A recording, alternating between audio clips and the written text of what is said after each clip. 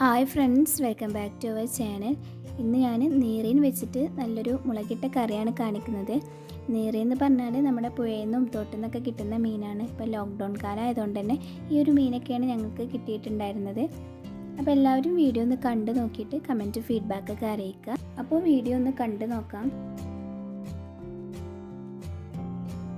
വീഡിയോയിലേക്ക് പോകുന്നതിൻ്റെ മുന്നേ നിങ്ങൾ എൻ്റെ ചാനൽ ആദ്യമായിട്ടാണ് കാണുന്നതെങ്കിൽ സബ്സ്ക്രൈബ് ചെയ്യുക. കൂടെയുള്ള ബെല്ലൈക്കണിൽ നോട്ടിഫിക്കേഷന് വേണ്ടി ഓൺ എന്ന ഓപ്ഷൻ കൂടി പ്രസ് ചെയ്യണേ. ഇതിലേക്ക് വേണ്ടി ഞാൻ 5 വലിയ ഉള്ളിയും കുറച്ച് വെളുത്തുള്ളിയും പിന്നെ ഒരു ചെറിയ കഷ്ണം ഇഞ്ചിയും എടുത്തിട്ടുണ്ട്. ഇനി ഇതൊന്ന് ചതച്ചെടുക്കണം. പിന്നെ ഇതാണ് നമ്മുടെ മീൻ കഴുകി വൃത്തിയാക്കി വെച്ചിട്ടുണ്ട്. നമ്മൾ പുഴ മീനായതുകൊണ്ട് വെണ്ണൂറൊക്കെ ഇട്ടാണ് കഴുകുക. ഇനി ഒരു മൺചട്ടിയിലേക്ക് ഒരു തക്കാളി, എരിവിനാവശ്യമായിട്ടുള്ള പച്ചമുളകും കുറച്ച് കരിവേപ്പിൻ്റെ ഇലയും കൂടി ഇട്ട് കൊടുക്കുകയാണ്.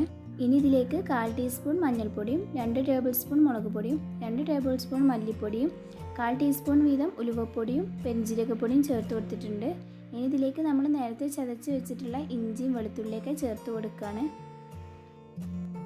ഇനി ഇതിലേക്ക് 2 ടേബിൾ സ്പൂൺ വെളിച്ചെണ്ണ ചേർത്ത് കൊടുക്കുന്നുണ്ട്. വെളിച്ചെണ്ണ ചേർക്കുമ്പോഴാണ് നമ്മുടെ കറിക്ക് ടേസ്റ്റ് കൂടുക.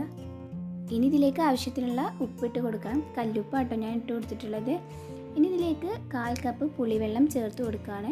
അപ്പോൾ പുളിൻ്റെ വെള്ളം കൂടി ചേർത്ത് കൊടുത്തിട്ട് ഇത് കൈ വെച്ചിട്ട് നന്നായിട്ടൊന്ന് മിക്സ് ചെയ്തെടുക്കുക. എന്നിട്ട് നമ്മൾ കഴുകി വെച്ചിട്ടുള്ള മീൻ ഇതിലേക്ക് ഇട്ട് കൊടുത്ത് ഈ ഒരു മസാല നന്നായിട്ട് മീനിൽ പിടിപ്പിച്ചെടുക്കുക.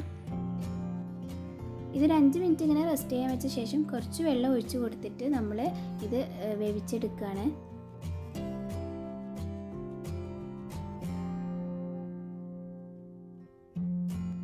കറി നന്നായിട്ട് തിളച്ച് വന്നിട്ടുണ്ട്. ഇനി ഇതൊന്ന് വറവിട്ടെടുക്കുകയാണ്.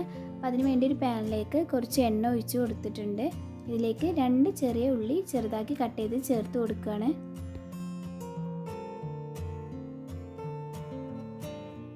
അപ്പോൾ ചെറിയ ഉള്ളി നന്നായിട്ട് വഴന്ന് വന്നിട്ടുണ്ട്. ഇനി ഇതിലേക്ക് കുറച്ച് കരിവേപ്പിൻ്റെ ഇലയും കൂടി ഇട്ട് കൊടുത്തിട്ട് നേരെ നമ്മുടെ കറിയിലേക്ക് ഒഴിച്ച് കൊടുക്കുകയാണ്.